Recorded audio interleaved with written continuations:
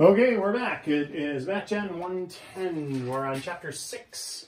We're looking at 6.5. That's actually on page 8 of your notes. So the very first thing is, again, we're kind of flipping back to chapter 3 where you were multiplying. And so look, we're going to do the distributive property twice. And this had a special name. We called this its conjugate. These are conjugates of one another. So we have 2x times 2x, 4x squared, 2x times 3, 6x. Negative 6x, negative 9. And now look at what happens when I take the 6x and the negative 6x and combine the like terms. Let's go away. And so we're left with just that. A perfect square, 4x squared, minus another perfect square, 9. That's called the difference of two perfect squares. And so when we have that presented to us as factoring problems, super easy, especially compared to that last factoring bit that we did with the AC method. This, just all you have to do is take the square root of the lead term, the square root of the last term, and you're just about done. Do two sets of, parentheses, a binomial times a binomial. Do the y, that's the square root of that. The 7, that's the square root of that. And then a plus and a minus. And you're done. That's it. Because the middle term cancels off. We have plus 7y minus 7y. That's 0y. So that's why it's not there. 9x squared minus 25t squared.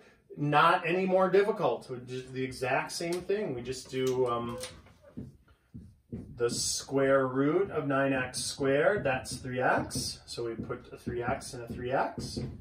We do the square root, 25t squared, that's 5t. So we write 5t, and then one gets a plus and one gets a minus. Doesn't matter, plus minus or minus plus, just so there's one of each. Because then the middle terms, 15xt, negative 15xt, gone. Oh, this is a little trickier because we have to first factor out a 2, a greatest common factor factoring, GCF. And we get 25 minus d squared. But wait, there's more. So look, we got the square root of 25 is 5. The square root of d squared is d. And a plus and a minus. Done. This one's tricky because people don't look at 1 as a perfect square. It is a perfect square. So we get to jump right to the answer, though. I love these because you get to jump right to the answer. So whenever there's 2 of them with a minus in between, they're perfect squares. Easy peasy lemon squeezy. 8xy, 1, 1, plus and minus. So look, if I show my work for that, 64x squared, y squared, that was the 8xy, that got there and there. And the square root of 1 is 1. That's 1 and 1. And so that one tricks a lot of students because they don't look at 1 as a perfect square. Let's pull these apart. The square root of h to the 4th is h squared. And the square root of 81 is 9. Plus and minus. Oh, but wait. There's more. Because look, now we can't do anything with this. H squared plus 9. That's the sum of two squares. You cannot factor the sum of two perfect squares. In fact, that's what number 7 is going to look like. We're just going to write the word prime on number 7. That can't be factored, and I'll explain in a second. This one, though, is a perfect square minus a perfect square, so we can do that one again. The square root of h squared is h. The square root of 9 is 3. Plus and minus. So now it's factored completely. Why is this one prime? Well, you can't say 2x plus 3 and 2x minus 3 because that would give you a negative, not a positive. And if you make them both pluses, well then a middle term happens. If you make them both minuses, a middle term happens. And so that's prime. If it's the sum of two perfect squares, it's prime. It's got to be the difference of two perfect squares. All right? So let's look at some more challenging problems.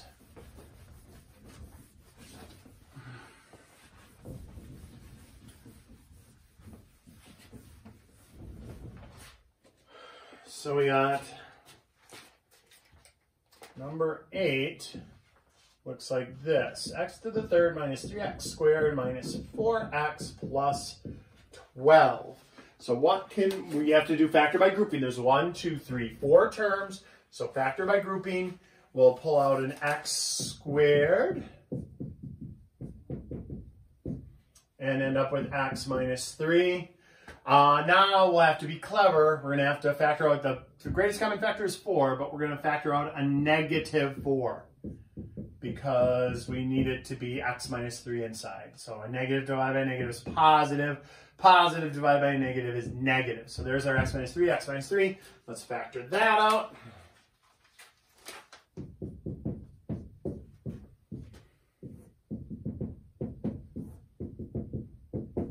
Those cancel. We get x squared minus 4. But now we're not done because that's a perfect square minus a perfect square. So we can still pull it apart. So x squared, the square root of x squared is x. The square root of 4 is 2. X and 2, x and 2. And then don't forget to put the signs plus and minus in there. Alrighty. And let's get number 9. We got x squared, y squared minus x squared plus y to the 4th minus y squared. Whew, very abstract problem there, no numbers. Let's factor out an x squared. And we get y squared minus 1. Let's factor out a y squared. And we get y squared minus 1. Let's factor out a y squared minus 1.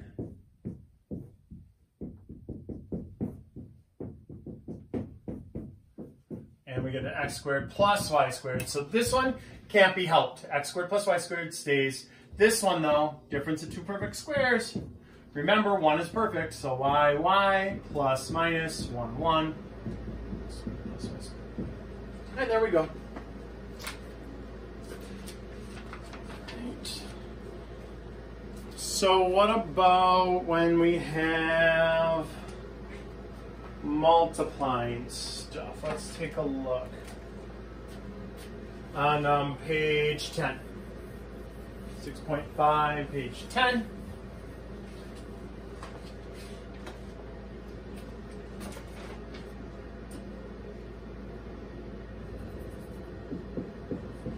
X minus 4 quantity squared. So again, they want us to flip back to the first couple of chapters and multiply a binomial times a binomial. So let's do that. Or I think that was actually chapter 5. 9x squared minus 12x minus 12x plus 16. Now notice, this is not, those aren't conjugates. That's not a plus and a minus. They're both minuses. So that's not going to cancel away. We're going to combine those and get this. All right? So why did we do that? Well, because now they're going to have us take apart a couple of other problems. So look, like 11, they have x squared plus 6x plus 9. And they have x squared plus 10x plus 9. Let's factor these. Well, multiplies to be 9. That's 1 and 9, or 3 and 3. Well, 3 and 3 is whodunit, so we got x plus 3 plus 3. There we are. So if you want to be fancy, this is fine. This is a good answer, but if you want to be fancy, you could write it like that, quantity squared. All right? Let's look at this. Well, multiplies to be 9, adds to be 10, same suspects, but this is the one who done it there. Now that's factored, but that is not a perfect square trinomial. This one is a perfect square trinomial. It said factor the trinomials for part A, and which one is a perfect square trinomial. That would be this one. Is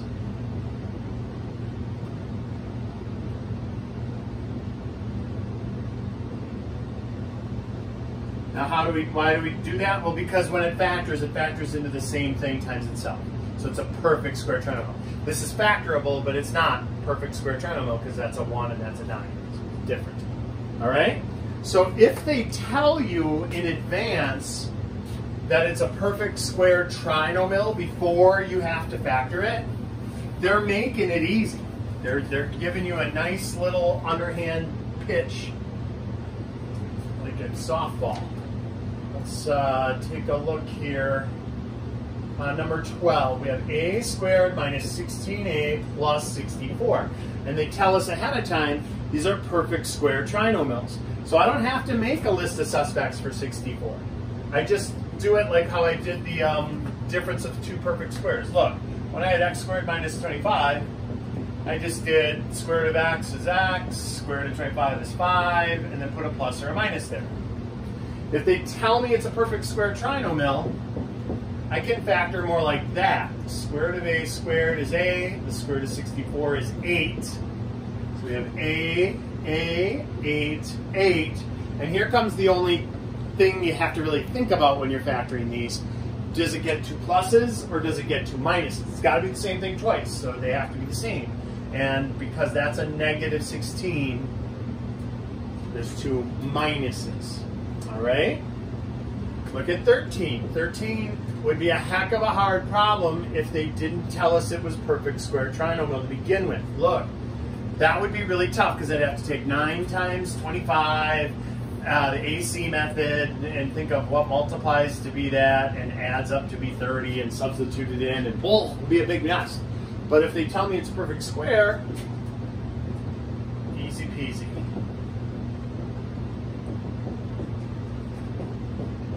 So we go 3x, 3x, 5, 5, and now we just have to decide is it pluses or minuses. Well, because that's a plus, it's pluses. That one was a minus, so it's minuses. Now, don't trick yourself out of the right answer.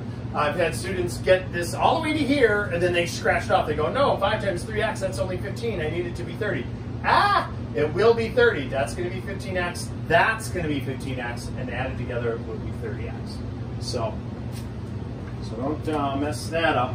And then the last one, 14. Oh, not quite the last one. Then there's a picture one. We'll do that one pretty fast though. So 14 is, they have this, 3z plus 1 quantity squared minus 81. Gul. So this is a mess. Let's do a quick substitution. Let's say w is equal to 3z plus 1. And now we'll write it w squared minus 81. Now it's super easy to factor.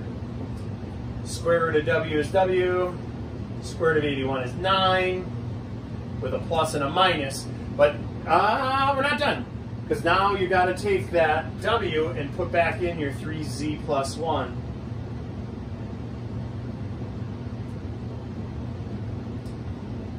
And now combine like terms. So 3z plus 10 times quantity 3z minus 8. Okie dokie. Okie dokie. All right, and then don't worry about that anyway. It won't be on a test or anything. That's it. If you go on to 200 level, we have to do this kind of substitute factoring. But for 110, we shouldn't really run into it. I mean, maybe on some of the online homework. That's got to be why I threw it onto the notes. Snuck it into the online homework. All right, and then the last one on this section is a pretty picture where it's supposed to be a square with inside of a square. And they said this length is C and this length is B. So if we do C squared minus B squared, well, that can be factored into, because that's a perfect square minus perfect square, CC plus minus BB. And if you look at the breakup here, they took it, and this length would be C plus B, and this length would be C minus B. That little rectangle created is the same as the square inside of the square. So those are both identical. And so that's sort of like a geometric proof of why you can do the difference of two perfect squares. All right. So the last chapter we'll be looking at 6.7.